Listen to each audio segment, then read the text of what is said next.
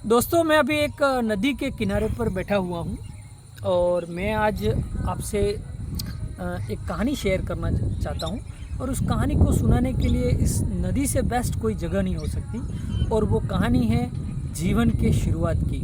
वो कहानी है हमारी, जिसकी शुरुआत पानी के किनारे से हुई थी। जी हाँ, आपको सुनने में शायद अजीब लगे, लेकिन ये बात सच है कि जीवन की शुरुआत कुछ बेजान चीज़ों से हुई थी, या दूसरे शब्दों में कहूँ तो कुछ निर्जीव तत्वों से ही जीवन की शुरुआत हुई थी। तो चलिए उस कहानी के बारे में सुनते हैं।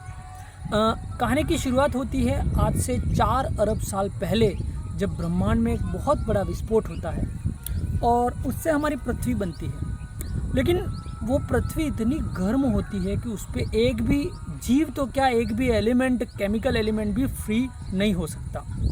लेकिन जब धीरे धीरे उसका टेम्परेचर कम होता है और जब पृथ्वी का टेम्परेचर लगभग 5 से 6,000 डिग्री सेंटीग्रेड के करीब आता है, तब कुछ एलिमेंट अस्तित्व में आते हैं। लाइक आप इसमें देख रहे हैं, कार्बन, हाइड्रोजन, नाइट्रोजन, ऑक्सीजन और फास्फोरस। लेकिन टेम्परेचर इतना ज़्यादा है कि अभी भी ये कुछ मॉलिक्यूल नहीं बना सकते आपस में मिलके। लेकिन जब अर्थ का टेम्परेचर करीब 100 डिग्री सेंटीग्रेड के नीचे आता है, तो इन्हीं एलिमेंट के कंडेंसेशन से पहले सिंपल मॉलिक्यूल बनते हैं, like ammonia, methane, water and hydrogen. तो ये जो 4 शुरुआती एलिमेंट बनते हैं, उनमें से सबसे इम्पोर्टेंट है वाटर। और यही वो कहानी का निर्णायक मोड़ है जो जीवन की शुरुआत करता है। तो जब वाटर बनता है, जैसे ही अर्थ की क्रस्ट पर गिरता है, वो भाप बनकर तुरंत वापस उड़ने लगता है। ये कुछ ऐसा ही है जैसे किसी तवे पर हम पानी डालें बार बार, तो वो भाप बनकर उड़ेगा, पानी डालेंगे भाप बनकर उड़ेगा। लेकिन एक न एक समय ऐसा आएगा कि वो तवा ठंडा हो जाएगा। तो कुछ ऐसा ही हमारी पृथ्वी के साथ हुआ। हमारी पृथ्वी ठंडी हो गई और पानी पहली बार जमने लगा पृथ्वी पर, और समुद्रों का निर्माण हुआ। और उन्हीं समुद्रों के किनारे कहानी का अगला दौर शुरू होता है।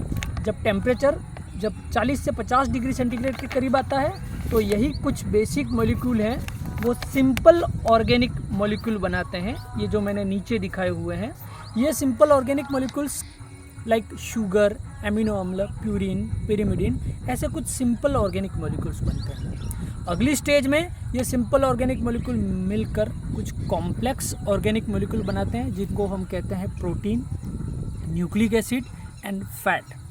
और यही जो मॉलिक्यूल्स हैं, वो पहली सेल बनाते हैं, जिसको हम प्रोटोसेल कहते हैं।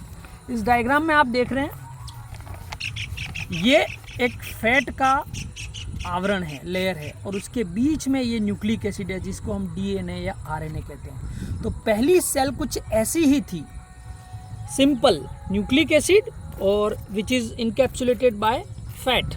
ये एक पहली सेल है। अब इसमें जीवन जैसा क्या था, अपने आसपास जितने भी ये मॉलिक्यूल थे उनको खींच लेती, ये आकार में बड़ी होने लगी, उसी को तो हम ग्रोथ कहते हैं। जब ये आकार में बड़ी होने लगी तो 2 भागों में बंटने लगी, उसी को तो हम रिप्रोडक्शन कहते हैं। तो कुछ ऐसी ही चीज़ों की शुरुआत होती है, और ये पहली सेल कहानी को आगे बढ़ाती है। इस चित्र में दिखाया गया है कि सबसे पहले यूनिसेलुलर, एक कोशिकीय जीव बनते हैं, लाइक प्रोटोजोआ जैसे जीव। फिर वो आगे जाकर कुछ मल्टी सेलुलर जीव बनाते हैं। हम पढ़ते हैं प्रोटोजोआ, पोरीफेरा, सिलेंट्रेटा, मोलस्का जैसे, ये कुछ शेल्ड मोलस्क जैसे जीव हैं। तो इस तरह से कुछ इनवर्टिब्रेट्स जीव बनते हैं। फिर कुछ वर्टिब्रेट्स बनते हैं, जिसमें सबसे पहले शुरुआत होती है मछलियों से, पीसीज से। फिर एम्फीबियंस बनते हैं, एम्फीबियंस से फिर रेप्टाइल बनते हैं, रेप्टाइल से फिर मैमल्स बनते हैं। और मैमल्स में शुरू में चूहे जैसे कुछ जीव बनते हैं, जिनको आर्मेडिलो कहते हैं। फिर लीमर्स बनते हैं, देन मंकीज़, चिंपैंजी। और जब चिंपैंजी के डीएनए में केवल 2% बदलाव होते हैं, तो फिर बनते हैं मॉडर्न मैन, यानी होमो सेपियंस, हम। तो दोस्तों, ये जो मैंने कहानी सुनाई, उसको पूरा होने में 4 अरब साल लग गए। यानी जब पहली बार सिंपल मॉलिक्यूल बने थे, और उसके बाद जब हम बने, उसमें 4 अरब साल लग गए। और ये यात्रा अभी भी शुरू है, 4.5 अरब सालों तक चलती रहेगी। पता नहीं आगे जाकर क्या बनेगा। तो जैसा कि हम कहानियों में सुनते हैं, धर्म ग्रंथों में सुनते हैं, एडम था, ईव थी, इब्राहिम था, मनु थे, ज़लज़ला आया, प्रलय आया, सब कुछ मिथक हैं, रहे होंगे वो, लेकिन ये एक दिन में तो नहीं पैदा हो सकते, अचानक तो नहीं आ सकते, अचानक सीधा इंसान नहीं बन सकता। Evolution is a slowly progressive process, उसमें बहुत ज़्यादा समय लगता है। तो ये एक कहानी है जीवन की, और मैं फिर अपनी बात को दोहराना चाहूँगा कि जीवन कुछ निर्जीव तत्वों से बना है, और ये कुछ एक दिन में नहीं बना, ये किसी अदृश्य ताकत ने नहीं बनाया, ये इस प्रकृति में बना है और इस मिट्टी से ही बना है।